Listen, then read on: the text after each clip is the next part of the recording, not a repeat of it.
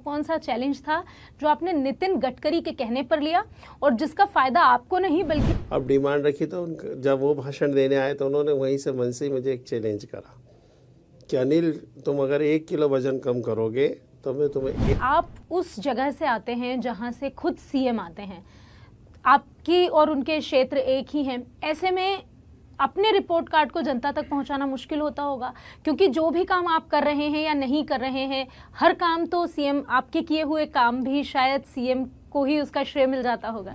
काम करने का काम किया, पूर्ण करने का काम किया, लेकिन ये सपना माननीय प्रधानमंत्री श्रीमान नरेंद्र मोदी का था। सिर्फ धर्म ही नहीं है जो एक शहर को खास बनाता है, उसके लिए शिक्षा भी है, उसके लिए स्वास्थ्य भी है। क्या सिर्फ धार्मिक नगरी बनकर रह जाएगी उज्जैन, या कोई और विकास के भी प्लान्स हैं? बीजेपी कहीं ना कहीं ऐसा कहती है कि वो परिवारवाद को बढ़ावा नहीं देती, वंशवाद को बढ़ावा नहीं देती। जहां तक मैं आपको जानती हूं, आपका परिवार जो है जनसंघ के ज़माने से भारतीय जनता पार्टी से जुड़ा रहा है। ऐसे में आपको प्रिविलेज मिला या संघर्ष करना पड़ा? नमस्कार, मेरा नाम है कनुप्रिया सत्तन और आप देख रहे हैं अमर उजाला। आज मेरे साथ इस पॉडकास्ट में एक ऐसी शख्सियत है जो वैसे तो एक नेता है, लेकिन जिन्हें जाना जाता है चैलेंज लेने के लिए। ऐसा क्यों, ये हम उन्हीं से जानेंगे।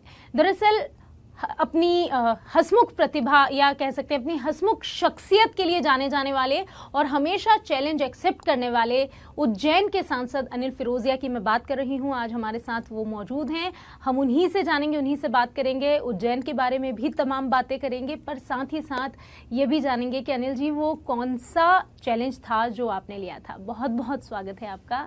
जय महाकाल। जय श्री महाकाल। फिरोजिया जी, जब भी आपको गूगल किया जाता है सबसे पहले निकलकर वो चैलेंज ही आता है। मैं चाहूंगी आप हमारे दर्शकों को ये ज़रूर बताएं वो कौन सा चैलेंज था जो आपने नितिन गडकरी के कहने पर लिया और जिसका फ़ायदा आपको नहीं बल्कि आपके पूरे क्षेत्र को हुआ। एक्चुअली क्या है कि माननीय नितिन गडकरी जी हमारे यहाँ सड़क के भूमि पूजन में आए हुए थे और मैं मंच पे था और मंच पे उन्होंने मुझे बुलाया, कहा कि उनका पुराना फ़ोटो उन्होंने दिखाया कि देखो ये मेरा कितना वजन था और तुम्हारा काफ़ी वजन बढ़ा हुआ है। माननीय मोदी जी फिट इंडिया की बात कर रहे, तो तुम सांसद हो तो तुम्हें अपना वजन कम करना चाहिए। फिर उन्होंने मुझे बोला कि तुम मेरे साथ आना, मैं तुमको तुम्हारा वजन कम करवाता हूँ। तो हमारी बात चली रही थी। उसके बाद जब भाषण की बारी आई तो मैंने कुछ अपने क्षेत्र के विकास के लिए उनसे डिमांड रखी। अब डिमांड रखी तो जब वो भाषण देने आए तो उन्होंने वहीं से मन से ही मुझे एक चैलेंज करा कि अनिल, तुम अगर 1 किलो वजन कम करोगे तो मैं तुम्हें 1000 करोड़ रुपए तुम्हारे क्षेत्र के विकास के लिए दूंगा। तो मुझे मोदी जी का एक वाक्य याद है कि आपदा को अवसर में बदलो, पर आपदा नहीं थी, अवसर था। उसको मैंने पकड़ा और बिल्कुल लग गया। लगन से मैंने एक्सरसाइज करी, योगा करा, डाइट कंट्रोल करा और 40 किलो वजन कम करके 40 किलो वजन कम करा। और मैं फिर माननीय गडकरी जी ने जो वादा किया था उसको उन्होंने निभाया। तो 40,000 करोड़ का। हाँ, उन्हें ये बात तो है कि हमारे वरिष्ठ लोग जो कहते हैं वो करते हैं। जो हमने उनसे डिमांड करते चले गए, उन्होंने सभी डिमांडें पूरी करी हैं। और आप देखेंगे कि उज्जैन में चारों तरफ उज्जैन नेशनल हाईवे से जुड़ा है और मतलब ये दिल्ली मुंबई हाईवे एक्सप्रेस भी है जो, वो भी मेरे क्षेत्र से होके निकला है। तो मेरे क्षेत्र को मेरे वजन कम करने से मेरे क्षेत्र में मेरा वजन बढ़ा है। बिल्कुल, बहुत सही बात कही आपने कि वजन कम करके आपका वजन बढ़ा है, लेकिन आप फिर से वजन बढ़ा रहे हैं, तो कहीं फिर से कोई चैलेंज लेकर क्षेत्र के लिए विकास लाने की प्लानिंग है? नहीं, एक्चुअली क्या है कि डाइट कंट्रोल और एक्सरसाइज और योगा, अभी चुनाव का जो टाइम था तो उसमें काफ़ी आपको मालूम है कि जनप्रतिनिधि के साथ बहुत ज़्यादा प्रॉब्लम्स होती है। अनियमित कुछ भी नियमित नहीं हो पाता और अनियमित भोजन, अनियमित दिनचर्या, तो उसके कारण थोड़ा सा मेरा वज़न गेन हुआ है। लेकिन मुझे मेरे वरिष्ठ लोगों ने फिर टोका तो मैंने उस चीज़ को स्वीकार करा कि मैंने उसको मजाक में लिया। मजाक में मतलब उन्होंने बोला वज़न बढ़ रहा है, तो मैंने बोला सर खुशी, टिकट मिलने की और जीतने की खुशी। तो बोले कि नहीं ठीक है, अब खुशी 4-5 महीने हो गए, तो तो कि नहीं सर, अब मैं आपको 2 महीने के अंदर वापस आप लोगों को फिट करके दे दूँगा। बिल्कुल। तो अनिल जी का ये वो किस्सा है जिससे उन्होंने अपने क्षेत्र के लिए विकास लाया था। लेकिन इसी के साथ साथ जब आपने बात की अपने क्षेत्र के विकास की, तो एक सवाल ये भी उठता है कि आप उस जगह से आते हैं जहां से खुद सीएम आते हैं, आपकी और उनके क्षेत्र एक ही हैं। ऐसे में अपने रिपोर्ट कार्ड को जनता तक पहुंचाना मुश्किल होता होगा, क्योंकि जो भी काम आप कर रहे हैं या नहीं कर रहे हैं, हर काम तो सीएम, आपके किए हुए काम भी शायद सीएम को ही उसका श्रेय मिल जाता होगा। नहीं, ऐसा नहीं है। माननीय मुख्यमंत्री जी, माननीय मोहन यादव जी, ये तो हमारे लिए बड़े गर्व की बात है कि वो मेरे वोटर है और मैं उनका वोटर हूँ। हम दोनों का क्षेत्र भी एक है, क्योंकि वो उज्जैन दक्षिण विधानसभा के विधायक, माननीय विधायक है, और उज्जैन दक्षिण विधानसभा मेरी लोकसभा में भी है। और रहा विकास का, तो अब तो और चौमुखी नहीं 100 विकास होगा, और 1 पे 11। और माननीय मोहन यादव जी जो है, वो मैं तो कहते आया हूँ कि उंगली पकड़ के विद्यार्थी परिषद में हम उन्हीं की उंगली पकड़ के राजनीति में आए हैं। वो हमारे सीनियर भी है और हमको राजनीति विद्यार्थी परिषद में लाने वाले भी वही हैं। और ये अलग बात है कि हम साथ में ही एक साथ ही विधायक बने, और वो जब उच्च शिक्षा मंत्री बने तब मैं सांसद, और वो आज मुख्यमंत्री, तो मैं 2 बार का सांसद हो गया।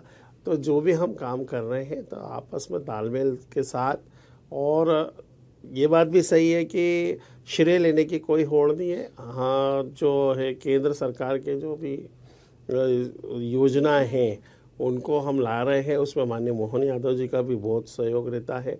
वो भी बराबरी से, क्योंकि वो भी विकास करना चाह रहे हैं और हम भी, तो और साथी हैं, तो दोनों, मतलब मैंने बोला ना 1 पे 11, मंशा एक ही है, दोनों एक ही मंशा है। और रहा श्रेय का, कि श्रेय लेने की वो कोई बात नहीं है। जो भी विकास हो रहा है हमारे मध्य प्रदेश के यशस्वी मुख्यमंत्री माननीय मोहन यादव जी के ही सहयोग से हो रहा है। इसमें बोलने, ये तो अच्छी बात है ना। बिल्कुल। अनिल जी, जब हम बात करते हैं किसी प्रदेश की या किसी शहर की, और खासकर जब हम किसी धार्मिक नगरी की बात करते हैं, तो धार्मिक आयोजनों का जिक्र होना स्वाभाविक है। 2028 सिंहस्थ होने वाला है। सिंहस्थ की तैयारियां जोरों पर है। सीएम मोहन यादव के कई स्टेटमेंट्स आते हैं जिनमें वो बार बार कहते हैं कि इस बार का जो सिंहस्थ है वो ऐसा होगा, वैसा होगा। हर बार बड़ी बड़ी बातें की जाती है, लेकिन जब आता है सिंहस्थ तो फिर भी कुछ न कुछ गड़बड़ियां हो ही जाती है। इस बार ऐसा ना हो, इससे बचने के लिए क्या उपाय? नहीं, मोहन यादव जी विजन वाले नेता हैं, और जो वो कह रहे हैं वो कर भी रहे हैं। अभी से ही उन्होंने जो प्लानिंग करी है हम लोगों के साथ बैठ के, वास्तव में वो अद्भुत है। आने वाला सिंहस्थ एक अद्भुत हो, जो भी तीर्थयात्री दर्शनार्थी उज्जैन आए वो एक अपने दिल में जीवन की अमिट छाप लेके जाएं, ये हमारा प्रयास है। और इसके लिए हमारे यशस्वी मुख्यमंत्री वचनबद्ध है, कार्यशील है, और अभी से ही उन्होंने सिंहस्थ के काम को प्रारंभ करवाया। तैयारियां तो होती हैं, जैसा कि मैंने पहले भी जिक्र किया था, लेकिन सिंहस्थ होने के बाद भी बहुत सारी ऐसी चीज़ें हैं जिन्हें, जैसे कई तरह के आप निर्माण करेंगे, उसमें लाखों करोड़ों का जो पैसा है वो लगता है, एक बड़ा धनराशि लगती है। लेकिन जब सिंहस्थ खत्म हो जाता है तो ऐसा लगता नहीं है कि उतना पैसा लग चुका है या उतने का विकास हुआ है। उस पैसे का मैनेजमेंट सही से हो, क्षेत्र को वो विकास मिले, और साथ ही साथ सिंहस्थ जैसा बड़ा आयोजन भी शांतिपूर्ण ढंग से निपटे। क्योंकि जितनी भीड़ लगातार रही है, फिरोजिया जी, अगर हम बात करें सिंहस्थ की, तो हर बार वहाँ की भीड़ बढ़ी है, और इस बार और भी ज़्यादा संभावनाएं हैं, क्योंकि महाकाल में लगातार श्रद्धालुओं का जो आंकड़ा है वो बढ़ता जा रहा है। आपकी बात सही है कि सिंहस्थ आता है जब जब काम होते हैं। ये पहले ऐसी मिथ्या थी, इस मिथ्या को हमने पिछले सिंहस्थ में तोड़ा है। सिंहस्थ के काम माननीय तत्कालिक मुख्यमंत्री शिवराज सिंह जी चौहान ने पहले काम प्रारंभ करे थे। अभी सिंहस्थ को आने में 3 साल है, लेकिन स्थायी काम जो है, अरे हमारे यशस्वी मुख्यमंत्री मोहन यादव जी ने अभी से प्रारंभ कराए हैं। अभी उन्होंने एक सबसे बड़ा निर्णय लिया है कि जो 13 अखाड़े हैं उनको स्थायी निर्माण की अनुमति उन्होंने अभी से ही भूमि आवंटित करने के लिए उन्होंने बात कही है। और अभी से ही उन अखाड़ों से भी निवेदन करा है सभी से कि आप अपना स्थायी निर्माण आप भले 3 फ्लोर करो, 4 फ्लोर करो, 5 फ्लोर करो, अनुमति सरकार देने को तैयार है। रहा मेले का जो ज़मीन है उसके लिए भी उन्होंने स्थायी निर्माण की अभी से ही बात कही भी है और उसके लिए उन्होंने प्रोसेस चालू कर दी है। और पहले एक मिथ्या थी कि भाई सिंहस्थ आता जब भी काम होते, लेकिन आप अब देखोगे कि उज्जैन की दिशा और दशा दोनों बदली है। अब कंटिन्यूस विकास कार्य हो रहे हैं। महाकाल लोक बनने के बाद, जो आपने कहा महाकाल लोक बनने के बाद यहाँ पे तीर्थयात्री दर्शनार्थी की संख्या भी बढ़ी है। पहले पर डे 25 से 30 हज़ार दर्शनार्थी तीर्थयात्री आते थे। आज की तारीख में उज्जैन में लगभग 1.5 से 2 लाख लोग तीर्थयात्री दर्शनार्थी आते हैं। पर्व में यहाँ की चूँकि उज्जैन धार्मिक नगरी है, तो मकर संक्रांति का पर्व हो, आषाढ़ी पूर्णिमा हो, कार्तिक पूर्णिमा हो या अपना शिवरात्रि हो, तो सावन हो या फिर सावन की सवारी हो, तो लाखों लाखों लोग उज्जैन में आते हैं। तो उनकी व्यवस्था के लिए भी हमने काफ़ी चेंज करा है। बिल्कुल, मैं आपसे अगला सवाल ही वही पूछती कि जिस तरह से दर्शनार्थियों की संख्या बढ़ती जा रही है, क्योंकि उज्जैन जिस तरह की नगरी है, धार्मिक नगरी है, पुरानी बसी हुई है, वहाँ की जो सड़कें हैं वो काफ़ी सक्रिय हैं। ऐसे में किस तरह से आयोजन को और अच्छे से करने के लिए या दर्शनार्थियों को, श्रद्धालुओं को वहाँ पर रुकने की व्यवस्था ठीक से मिले, आने जाने की, दर्शन में कोई व्यवस्था में परेशानी ना हो, इसके लिए क्या एक प्लान है आप लोगों का? अभी हमने लगभग 26 से ज़्यादा शहर की सड़कों का चौड़ीकरण करने का स्वीकृति कैबिनेट ने दे दी है। उसके ऊपर बहुत जल्दी काम प्रारंभ होने वाला है। रहा तीर्थयात्री दर्शनार्थियों को सुगम दर्शन हो जाए, उसके लिए हमने कई व्यवस्थाएं बदली हैं और अभी लगभग 40 मिनट के अंदर हम तीर्थयात्रियों को दर्शन करा रहे हैं। लेकिन सिंहस्थ में पिछले बार भी 5 से 7 करोड़ लोग आए थे और वो संख्या और भी बड़ी थी। आने वाले सिंहस्थ में मेरे को ऐसा लगता है कि लगभग महाकाल लोक की जो ख्याति हुई है, उसके बाद माननीय प्रधानमंत्री के कर कमलों से महाकाल लोक का जो लोकार्पण हुआ है, उसके बाद तीर्थयात्रियों की संख्या भी बढ़ी है। तो आने वाले समय में ये कम से कम 15 से 20 करोड़ जनसंख्या आएगी, ये अनुमान लगा के हम अभी से ही चल रहे हैं। उसी हिसाब से हम तैयारी करना प्रारंभ किया है। मैंने कहा ना कि उज्जैन आएगा, जो भी तीर्थयात्री दर्शनार्थी आए अपने दिल और दिमाग में एक अमिट छाप लेके जाए। उस हिसाब से हम पूरा उज्जैन का डेवलपमेंट कर रहे हैं। चौड़ी सड़कें भी हो रही हैं और जो गलतियां पिछले सिंहस्थों में हुई है उससे हमने प्रेरणा लेके उसको भी हमने सुधारने के लिए पूरे प्रयास चालू कर दिए। बिल्कुल अनिल जी, जितने भी प्रयास आप कर रहे हैं काफ़ी सराहनीय हैं और अगर वो धरातल पर उतर आए तो मुझे लगता है कि श्रद्धालुओं को भी वाकई तीर्थ स्थल पर आकर आनंद मिलेगा या दर्शन के लाभ मिलेंगे सुगम ढंग से। क्योंकि पिछली बार की अगर हम बात करें तो सड़कें पूरी पुर थी, लोगों को इंदौर से उज्जैन पहुंचने के लिए या जो लोग भोपाल से आ रहे थे देवास के रास्ते, उनको वो पूरे रास्ते जाम थे। इस बार शिवराज सिंह चौहान ने जब चुनाव नहीं हुए थे उसके पहले ही ये कह दिया था कि अब उज्जैन तक मेट्रो चलाई जाएगी। क्या मेट्रो उज्जैन पहुंचेगी या मोहन यादव ने इसे बदल दिया है? नहीं, ये मीडिया में मालूम नहीं इसी की बातें आती है, लेकिन जो शिवराज सिंह जी चौहान साहब मध्य प्रदेश को जो विकसित राज्य में खड़ा कर गए थे, अगर आप मोहन यादव जी का कार्य देखें तो आप देखेंगे कि वो उसको विकसित राज्य से विकसित मध्य प्रदेश करने के लिए पूरे बिल्कुल संकल्पित है। और मध्य प्रदेश को आप इंदौर, पहले हम देखते थे कि बिजनेस सिटी इंदौर ही है, लेकिन आप देखेंगे कि अब जबलपुर, ग्वालियर, रीवा, सतना सब दूर इंडस्ट्री एरिया।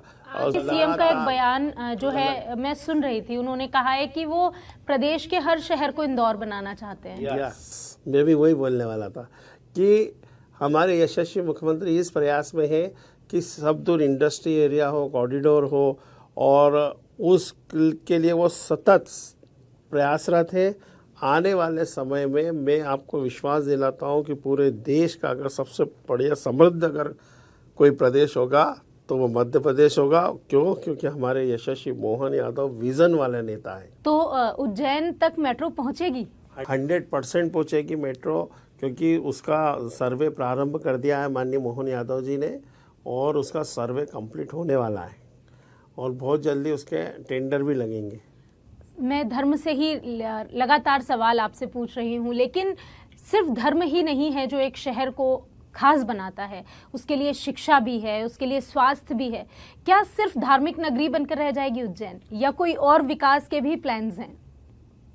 अच्छा प्रश्न है आपका, क्योंकि हमारे यहाँ पे जब मैं पहले यहाँ चुनाव लड़ा लोकसभा का, तो लोगों ने यही कहा कि यहाँ पे इंडस्ट्री नहीं है, यहाँ पे फिरोजा साहब इंडस्ट्री ज़रूर लाइए।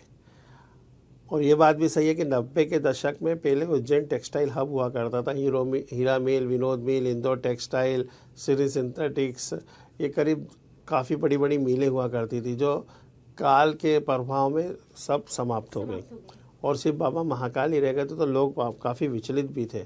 लेकिन हमने जब प्रयास जीता, और मेरे घोषणा पत्र में भी था, हमने प्रयास करे, हमारे यशस्वी प्रधानमंत्री श्रीमान नरेंद्र मोदी जी ने विक्रम उद्योगपुरी हमको दिया, जिसमें आज बड़ी बड़ी इंडस्ट्रियाँ लग रही हैं। आत्मनिर्भर भारत का उन्होंने जो नारा दिया, उसमें उन्होंने जो मेडिसिन, जो इक्विपमेंट मेडिकल से संबंधित, चाहे इंजेक्शन से लेकर वेंटिलेटर तक या कोई मेडिसिन, वो सब हमको इंपोर्ट करना पड़ती थी विदेशों से। मोदी जी ने उसके यह इंडिया में ही बनेगी और हम इसको एक्सपोर्ट करेंगे। और उन्होंने 4 मेडिकल डिवाइस दिए, उसमें से 1 मेडिकल डिवाइस हमारे उज्जैन को मिला। आज ये स्थिति है कि वहाँ बड़े बड़े इंडस्ट्रियाँ लग रही हैं, चाहे वहाँ पे आइसर का हो, चाहे वहाँ पे फेना का हो, चाहे वहाँ पे कोको कोला हो, पेप्सी कोला हो, या अलग मतलब वो जो है किसान पाइप हो। बड़ी बड़ी इंडस्ट्रियाँ उज्जैन में आ रही हैं। मेडिकल डिवाइस में भी बड़ी बड़ी, देश की सबसे बड़ी मेडिकल डिवाइस उज्जैन में बनने जा रही है। चाहे कर्नाटक बायोटेक जैसी बड़ी कंपनी जो 7 स्टार कंपनी है भारत की, वो भी वहाँ आ गई है। और भारत सरकार ने वहाँ लगभग 6 लैबें दी हैं, जिसमें वहीं टेस्टिंग होगा और WHO से पास होकर यहीं से सप्लाई होगा, पूरे देश में नहीं अपितु विश्व में। तो मेडिकल डिवाइस वहाँ बन रहा है। हमारी शासकीय मेडिकल कॉलेज की जो डिमांड थी, हम लगातार कर रहे थे, और शिवराज जी ने उसको स्वीकारा भी था। लेकिन मोहन यादव जी के मुख्यमंत्री बनने के बाद माननीय मोहन यादव जी का जो विज़न है, उन्होंने उस मेडिकल कॉलेज को मेडिकल सिटी में कन्वर्ट करा, जिसमें शरीर के सभी अंगों के स्पेशलिस्ट वहाँ पे रहेंगे, उनकी ब्रांचें रहेंगी, और वहाँ पे सुदृढ़ता से उसका इलाज होगा, जिसकी लागत लगभग 600 करोड़ रुपए है, और मुझे उम्मीद है कि और ज़्यादा बढ़ेगी। तो मेडिकल सिटी वहाँ हो रही है। आयुर्वेदिक हमारे यहाँ कॉलेज है, उसको हम एम्स का दर्जा दिलाने के लिए माननीय मोहन यादव जी और हम दोनों प्रयासरत हैं। तो एक मेडिकल हब बनाने की जो हमारे यशस्वी मुख्यमंत्री की मंशा है, तो वो धीरे धीरे धरातल पे रूप ले रही है। तो धार्मिक नगरी के बाद उज्जैन को मेडिकल हब के रूप में भी जाना जाएगा, इंडस्ट्री हब के रूप में भी जाना जाएगा। तो ये सब प्रयास लगातार चल रहा है। महाकाल की नगरी को लेकर कई मिथक हैं। जैसे पहले कहा जाता था कि कोई भी मुख्यमंत्री या प्रधानमंत्री वहाँ रात नहीं गुजार सकते, क्योंकि जो भी वहाँ पर रहते हैं वो उसके बाद राजा नहीं रहते, क्योंकि राजा सिर्फ एक ही है, महाकाल राजा। ऐसा ही कहा जाता है कि जब जब सिंहस्थ का आयोजन हुआ है, उसके बाद हमेशा राजा बदला है। 2004 देख लीजिए उमा भारती, 2016 देख लीजिए शिवराज सिंह चौहान, भले ही 1.5 साल के लिए ही सही, लेकिन वो भी अपने गद्दी से दूर हुए थे। तो क्या 28वें विधानसभा चुनाव भी हैं? ये सब मिथ्या है, सब ऐसी अफवाह रहती है। ये कहा जाता था कि कोई भी राजनेता उज्जैन में रात नहीं रुकता। ये मिथ्या का अगर किसी ने तोड़ी तो हमारे यशस्वी मोहन यादव ने तोड़ी। तो काफी लंबे समय तक ये किस्सा कि मैं यहाँ का बेटा हूँ, बाबा महाकाल का बेटा हूँ। तो ये कुछ ऐसी मिथ्याएं हैं जो लोगों के द्वारा लगातार चलाई जाती है। ऐसा कुछ भी नहीं है। राजाधिराज महाकाल उज्जैन नहीं, अभी तो ब्रह्मांड के वो तो वो है राजा हैं। राजा धीराज महाकाल ही कहा गया कि वो ब्रह्मांड के आद्य वो है राजा और सृष्टि के कर्ता हैं, सृष्टि के रचयिता हैं। तो वो तो ऐसा है कि ये सब मिथ्या है, उनसे बड़ा कोई नहीं बाबा के, हम सब उनके बच्चे हैं। और कोई भी माँ पिता कभी भी ये नाराज़ नहीं होता कि उसके बच्चे तरक्की करें। तो बच्चों के ऊपर हमेशा आशीर्वाद ईश्वर का रहा है और रहेगा। तो ये मिथ्या तो मोहन यादव जी ने भी तोड़ी है, तो ऐसा कुछ भी नहीं। चलिए, ये मिथ्या है, ये है या नहीं ये तो खैर आने वाला समय बता ही देगा। लेकिन हाँ, ये बिल्कुल ठीक कहा आपने कि जो ये एक भ्रम था, जो एक कहावत थी जिसे बार बार, ये एक मिथक था कि कोई राजा वहीं नहीं रुकता है, ये मोहन यादव जी ने मुख्यमंत्री बनने के बाद तोड़ी। और जब तक वो एक रात वहाँ नहीं रुके थे, हर दिन ये सवाल होता था कि क्या मोहन यादव वहाँ रुकेंगे। खैर, एक सवाल मेरे मन में है जो मैं पूछना चाहती हूँ आपसे, उज्जैन को ही लेकर है ये सवाल भी। उज्जैन एक ऐसी नगरी है जहाँ पर भगवान श्री कृष्ण भी रहे हैं, महाकाल भी रहे हैं, धार्मिक नगरी तो है ही, अब आप कह रहे हैं उसे मेडिकल हब के रूप में भी डेवलप किया जा रहा है। अब उज्जैन एक ऐसी नगरी भी है जहाँ से सीएम आते हैं। वहाँ के सांसद जब कोई सपना देखते हैं अपने जोन के लिए, अपनी जगह के लिए, तो क्या उन्हें उस सपने को देखने के लिए और उसे पूरा करने के लिए सीएम से अनुमति लेनी पड़ती है? नहीं, ऐसा नहीं है। मैंने कहा ना कि हम विद्यार्थी परिषद में उंगली पकड़ के उनके आए हैं। हम तो जो सपना देखते हैं वो बड़े भाई के नाते उस सपने को साकार करने के लिए कंधे से कंधा मिला के सहयोग करते हैं। और ये मेरे लिए, मैं बहुत भाग्यशाली भी हूँ, क्योंकि मैं एक जन लीडर हूँ। तो मैं भाग्यशाली भी हूँ कि मैं जब सांसद हूँ, जब उज्जैन के जो है विधायक हैं वो मध्य प्रदेश के यशस्वी मुख्यमंत्री है। तो ये जो फ़ायदा हमको नहीं मिला आज तक, जिससे हम वंचित रहे, तो उस को हम प्राप्त करने के लिए दोनों सतत लगे हुए हैं। और उज्जैन की जो पहचान है कि जो धार्मिक पहचान है और उज्जैन का जो विकास होना चाहिए था, वो ट्रिपल इंजन चल रहा है। बिल्कुल सही है, डबल नहीं ट्रिपल इंजन की सरकार है, उसका फायदा हमको मिल रहा है। आपने कहा कि मोहन यादव से आपके काफ़ी अच्छे संबंध हैं। अगर मैं बीजेपी की बात करूं तो बीजेपी में हमेशा ऐसा रहा है कि जो भी आगे बढ़ने वाले लोग हैं, मतलब बीजेपी कहीं ना कहीं ऐसा कहती है कि वो परिवारवाद को बढ़ावा नहीं देती, वंशवाद को बढ़ावा नहीं देती। जहां तक मैं आपको जानती हूं, आपका परिवार जो है जनसंघ के ज़माने से भारतीय जनता पार्टी से जुड़ा रहा है। ऐसे में आपको प्रिविलेज मिला या संघर्ष करना पड़ा? नहीं, भारतीय जनता पार्टी जनसंघ वो संस्था है जिसमें एक आम कार्यकर्ता को कब नेता बना दिया जाता है उस कार्यकर्ता को भी नहीं मालूम पड़ता। Bharatiya Janata party with difference party है, कार्यकर्ता आधारित पार्टी है। इसमें किसी का भी बेटा हो या कोई भी एक आम कार्यकर्ता हो, उससे भी उसको काम, जो पार्टी का काम है, जो पार्टी का दायित्व है, जो जिम्मेदारी है, उसको बराबर निभाना पड़ेगी। तो मैं पार्टी में जब मैंने काम करना चालू करा तो मैं बूथ अध्यक्ष रहा, मैं वार्ड अध्यक्ष रहा, मैं मंडल अध्यक्ष रहा, मैंने विद्यार्थी परिषद से छात्र जीवन से राजनीति चालू करी, मैं बजरंग दल का जिला संयोजक रहा, मैं युवा मोर्चा का अध्यक्ष रहा। मतलब मैं पार्टी ने मुझे विभिन्न दायित्वों पे जिम्मेदारी देने का काम करा और उसको मैंने पूरी ईमानदारी निष्ठा से। यानी कोई वाइल्ड कार्ड एंट्री नहीं मिली? कोई वाइल्ड कार्ड एंट्री नहीं। पार्टी खुद कार्यकर्ता को जो है मांझने का, उसको बिल्कुल चमकाने का जो काम करती, तपाने का, बोलते हैं ना, कुंदन को अगर तपाओ तो उसकी चमक और निखरती है। तो पार्टी देखती है कि किस कार्यकर्ता में कितनी एबिलिटी है, कितना दम है, और वो उसको धीरे धीरे जिम्मेदारी देती है। और वो जिम्मेदारी मुझे भी दी गई और मैंने उसको बड़ी ईमानदारी निष्ठा से काम करके दिखाया और पार्टी ने धीरे धीरे हमको नेता बनाया।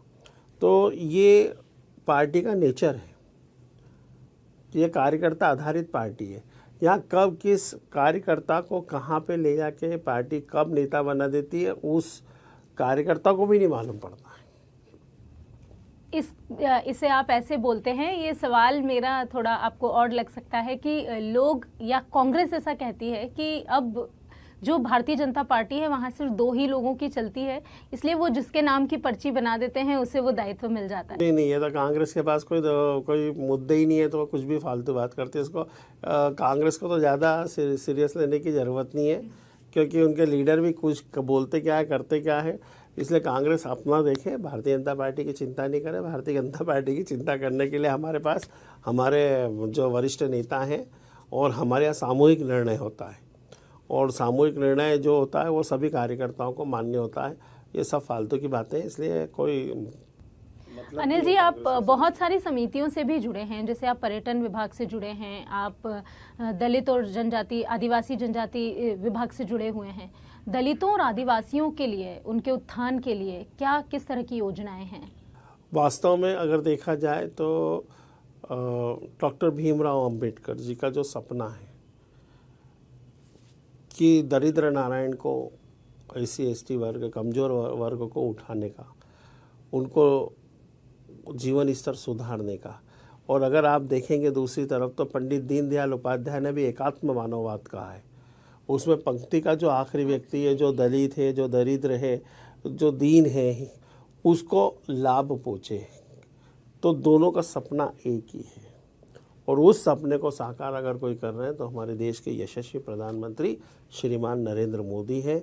और जहाँ जहाँ भारतीय जनता पार्टी के प्रदेशों में सरकार है, वहाँ वहाँ आप सब देखेंगे मोदी जी का, अगर आपने पहला भाषण सुना होगा जब उन्होंने प्रधानमंत्री की शपथ ली थी, तो कहा था कि मेरी सरकार गरीब किसान मजदूर की सरकार है, सबका साथ, सबका विकास, सबका विश्वास। और दूसरी पारी में कहा था कि सबके लिए प्रयास।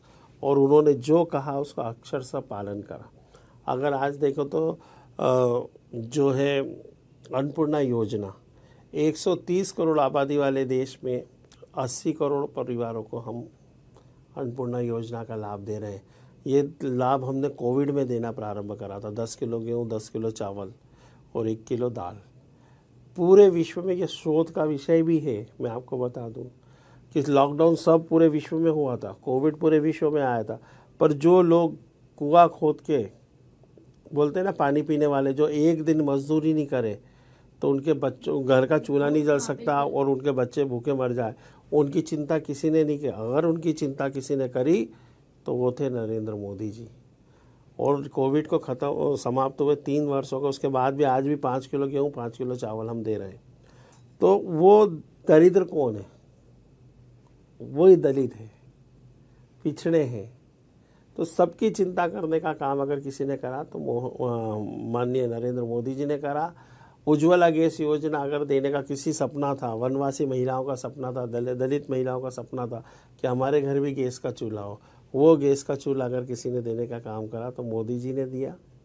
आयुष्मान कार्ड में कोई गरीब क्या मध्यम परिवार का व्यक्ति भी नहीं सोच सकता कि अगर किसी को गंभीर बीमारी, किडनी फेल हो गई या लीवर डैमेज हो गया या हार्ट प्रॉब्लम हो गई और डॉक्टर ने कहा कि इसका लंबा इलाज चलेगा, 5 लाख रुपए से ज़्यादा खर्चा आएगा, तो ज़मीन खसक जाती थी। उनका मुफ्त इलाज आयुष्मान कार्ड से अगर किसी ने कराया तो उसका नाम है नरेंद्र मोदी। रोटी, कपड़ा और मकान। इन योजनाओं पर भी कई सवाल उठते रहे हैं अनिल जी, ये भी चर्चा का विषय, क्योंकि लोग ऐसा कहते हैं कि हम जो देख रहे हैं और हम जो सुन रहे हैं वो धरातल पर हर इंसान तक वो योजनाएं पहुंच नहीं रही है। जो कह रहे हैं वो झूठ कह रहे हैं, क्योंकि हम जनता के प्रतिनिधि हैं। हम रोज गांव-गांव घूमते हैं और हम मॉनिटरिंग कर रहे हैं और हम देख रहे हैं कि लोग मंच पे आके माइक लेके खुद बोलते हैं कि धन्यवाद देना मोदी जी को कि मेरे पिताजी का हार्ट का ऑपरेशन हुआ, मेरी माँ का कैंसर का ऑपरेशन हुआ, आयुष्मान कार्ड से 1 रुपया। मैं आपको कई वीडियो क्लिपिंग आपको बता दूंगा, नमो ऐप पे हमने डाले, आप देखो। ये वास्तव में एक बहुत ही बड़ा काम करा मोदी जी ने कि गरीब अब इलाज के बगैर इस दुनिया से नहीं, इसका इलाज करके उसको ठीक करने का काम अगर कोई कर रहा है तो वो मोदी सरकार है। अभी सबसे बड़ा एक और निर्णय हुआ है कि 70 साल की आयु वाले व्यक्ति या मनुष्य जो भी हैं उनका इलाज भी आयुष्मान कार्ड से होगा, चाहे वो उद्योगपति हो, चाहे व्यापारी हो, चाहे वो एक गरीब हो। ये बहुत बड़ा निर्णय जो मोदी जी ने लिया, उनके नाम जोड़ना चालू हो गए हैं। तो ये ऐसे निर्णय हैं जो अंबेडकर जी के सपने को साकार कर रहे हैं। अंबेडकर जी भी यही चाहते थे। सवाल ये उठता है कि अगर इतना काम किया है और अगर वाकई धरातल में अंतिम पंक्ति में बैठे व्यक्ति तक ये सारी योजनाएं पहुंची है, तो सवाल ये भी है कि फिर जब तीसरी पारी के मतदान हुए और जब नतीजे सामने आए, तो जो नतीजे भारतीय जनता पार्टी ने सोचे थे उतने अच्छे नतीजे नहीं रहे, या मिली जुली सरकार सत्ता में आई। नहीं, राजनीति उसके पीछे की फिर क्या वजह है? जनता को अगर सब कुछ मिल रहा है तो फिर क्यों नहीं चुना जनता ने? क्यों नहीं, वह सरकार हमारी है, चुना जनता ने, सबसे बड़ा दल हम है।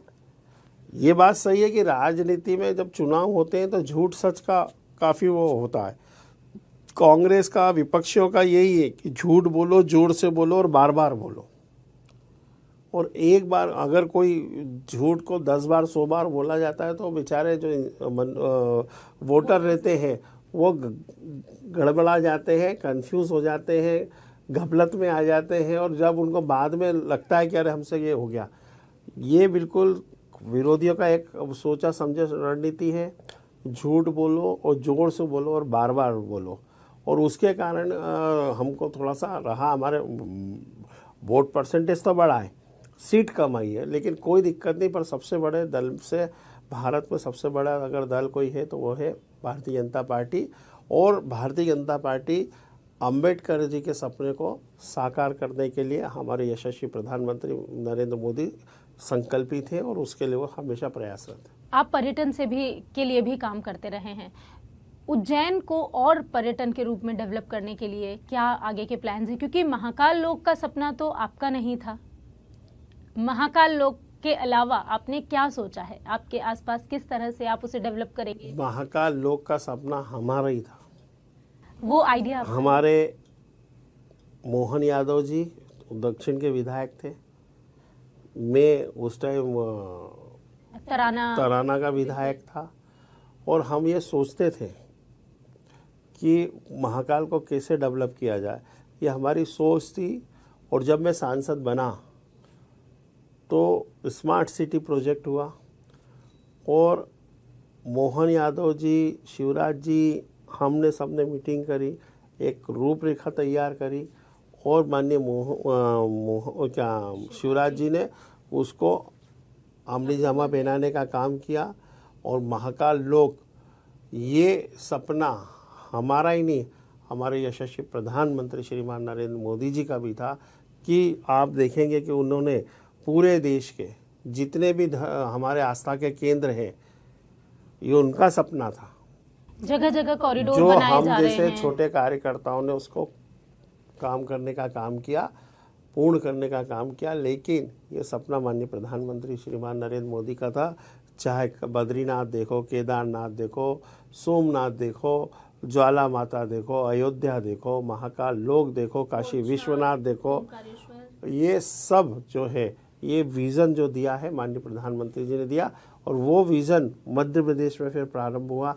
चाहे आप अपना ओंकारेश्वर देख लो, चाहे ओरछा देख लो। लेकिन अभी अगर इन सारे कॉरिडोर्स की हम बात करें, धार्मिक कॉरिडोर्स की, तो अभी सिर्फ महाकाल लोक ही 1 और 2 चरणों तक जाके पहुंचा है, बाकी के तो अभी काम शुरू ही हुए हैं।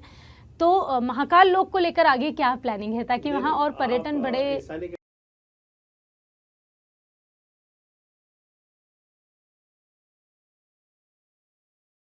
ओरछा में भी शुरू हो चुका है, राजा नाम का। हाँ, हनुमान कॉरिडोर बन रहा है वहाँ पर। तब धीरे धीरे मैहर में भी बनना चालू हो रहा है।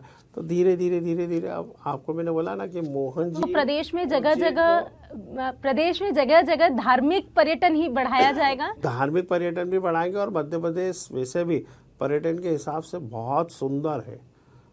चाहे आप बांधवगढ़ देख लो, पचमढ़ी देख लो, और चाहे मड़ई देख लो, हमारे यहाँ पर्यटन के लिए भी काफ़ी संभावना है। चाहे आप जबलपुर का बेड़ा घाट देख लो, बहुत संभावना है। और धार्मिक पर्यटन के लिए तो बहुत ही संभावना है। तो उन सबको सम्मिलित करके धार्मिक पर्यटन और पर्यटन को विकसित करते हुए हम लोग नई प्लानिंग कर रहे हैं। और आने वाले समय में मध्य प्रदेश को, मैंने बोला ना, 1 नंबर राज्य बनाना है। हर जगह को शहर बनाना है। ये सपना तो देखने में ही काफ़ी सुंदर लगता है। एक सवाल और है अनिल जी, बार बार ऐसा कहते हैं कि जो त्रिवेणी संगम है, त्रिवेणी का काफ़ी काम किया गया, शिवराज जी ने अपने समय में भी उसका जीर्णोद्धार करवाया, लेकिन आज भी वो जगह उस तरह से डेवलप नहीं है। पानी की व्यवस्था अगर वहाँ पर देखें तो आज भी गंदा पानी है, डुबकी लगाने लायक नहीं है। त्रिवेणी का उद्धार कब होगा? नहीं, प्रारंभ हो गया है और खान डाइवर्सन का प्रोजेक्ट, उसको अभी आप देखेंगे तो वहाँ बहुत तेज गति से युद्ध स्तर पे काम चल रहा है और बहुत जल्दी उसको पानी को हम रोकने का भी हमने कर लिया। माननीय हमारे यशस्वी मोहन यादव जी ने खान डाइवर्सन का करा है। हमारे यशस्वी प्रधानमंत्री आदरणीय नरेंद्र मोदी जी ने नमामि गंगे की तर्ज पे नमामि शिप्रे प्रोजेक्ट उन्हें स्वीकृति दिए। 600 करोड़ रुपए उन्होंने स्वीकृत दिए, 600 करोड़ रुपए हमारे मध्य प्रदेश सरकार ने दिए हैं। खान डाइवर्सन को हम डाइवर्ट करके और शिप्रा में, क्योंकि त्रिवेणी पे आके वो मिलती थी, वहीं से हमारी शिप्रा मैया प्रदूषित हो रही थी, तो उसको डाइवर्ट करने का काम प्रारंभ हो गया है। आने वाले समय में आप हमारे यशस्वी मुख्यमंत्री ने भी कहा और मैं भी कह रहा हूँ कि शिप्रा में 12 महीने ही शुद्ध जल और कल छल करते हुए प्रवाहवान होगा। ये मैं आपको विश्वास दिलाता हूँ और आचमन भी होगा और स्नान तो कर ही रहे लोग। बिल्कुल। चलते चलते वो एक सपना जो उज्जैन के सांसद ने अपने क्षेत्र के लिए देखा है, क्या आप हमारे दर्शकों के साथ साझा करना चाहेंगे? बिल्कुल। मैंने उज्जैन को विकसित शहर के रूप में और उज्जैन आलोट संसदीय क्षेत्र को एक विकसित लोकसभा के रूप में मैंने देखा था और जिसके लिए मैं सतत प्रयासरत हूँ। और अगर आप देखेंगे तो मैंने 8 विधानसभा में जो विकास के कार्य किए हैं, वहाँ पे हमने सड़क निर्माण तो करा ही है, इसके बाद हम इंडस्ट्री एरिया भी लेके आए हैं। नागदा में भी सबसे बड़ा जो है एनटीपीसी का सौर ऊर्जा का प्लांट जो 650 करोड़ की लागत से वो लगभग बन के तैयार हो गया है। और बड़नगर में भी हम नेशनल हाईवे से उसको जोड़ा, इंडस्ट्री एरिया लेके आए हैं। ऐसे ही हम महिदपुर को भी नेशनल हाईवे से जोड़ा और उसमें लगभग 650 करोड़ की लागत से डैम बन रहा जो 3-4 विधानसभाओं को पानी सप्लाई करेगा। ये सब आप ही के क्षेत्र में ये सब क्षेत्र, हाँ। रेलवे का अगर आप देखोगे तो अमृत योजना के अंतर्गत उज्जैन का रेलवे स्टेशन 850 करोड़ की लागत से बनने जा रहा है। नागदा का काम चल रहा है, आलोट का चल रहा है। वंदे भारत तो ट्रेन उज्जैन से नागपुर के लिए चली रही है। आज ही मैं माननीय हमारे रेल मंत्री से मिला हूँ। वंदे भारत मेट्रो की जो उन्होंने वचन करा था, उसको भी वो बहुत जल्दी हमको दे रहे हैं। दिल्ली से उज्जैन के लिए वो स्लीपर कोच की जो बात हुई है उसमें ये है कि उज्जैन से दिल्ली और उज्जैन से मुंबई के लिए वंदे भारत स्लीपर कोच सबसे पहले उज्जैन से ही चलेंगे, ये भी हमारी बात हुई है। तो ये कई ऐसी रेलों की सौगात, रेलवे स्टेशनों की सौगात, इंडस्ट्री की सौगात, ये सब जो है केंद्र सरकार से हमें मिली है और वास्तव में आने वाले समय में उज्जैन को हम इंदौर की तर्ज पे विकसित करने जा रहे हैं। तो बहुत ही सुंदर आपका विचार है अपने क्षेत्र को विकास की ओर आगे ले जाने का। हम ज़रूर चाहेंगे कि इंदौर ही नहीं, आप उसे और भी ज़्यादा डेवलप करें और इंदौर को भी लगातार जो है विकास के पथ पर लेकर जाएं। मध्य प्रदेश के 2 बड़े शहर, लेकिन जब हम बात करते हैं उज्जैन की, तो उज्जैन ना सिर्फ एक शहर है बल्कि उज्जैन आस्था है। उज्जैन करोड़ों लोगों के दिलों में बसता है क्योंकि वहाँ बाबा महाकाल है, वहाँ माता हरसिद्धि है, वहाँ भगवान श्री कृष्ण है, तो वहाँ महावीर की तपोभूमि है। उज्जैन सिर्फ एक शहर नहीं है, उज्जैन आस्था है, उज्जैन धर्म है और उज्जैन हर उस व्यक्ति के दिल में बसता है जो अपने धर्म से, अपने आप से, अपने संस्कारों से प्यार करता है। उस शहर के सांसद ने आज हमारे साथ बात की और साझा किए वो सारे अनुभव या वो सारी चीज़ें, वो सारे सपने जो उन्होंने अपने क्षेत्र के लिए, अपनी जनता के लिए देखे हैं और वो विकास कार्य भी जो अब तक किए गए हैं। ये पॉडकास्ट आपको कैसा लगा कमेंट बॉक्स में हमें ज़रूर बताएं और देखते रहिए अमर उजाला। अगर आप ये वीडियो YouTube पर देख रहे हैं तो हमारे चैनल को सब्सक्राइब करें और बेल आइकन को दबाना ना भूलें। अगर आप Facebook पर ये वीडियो देख रहे हैं तो हमारे पेज को लाइक करें।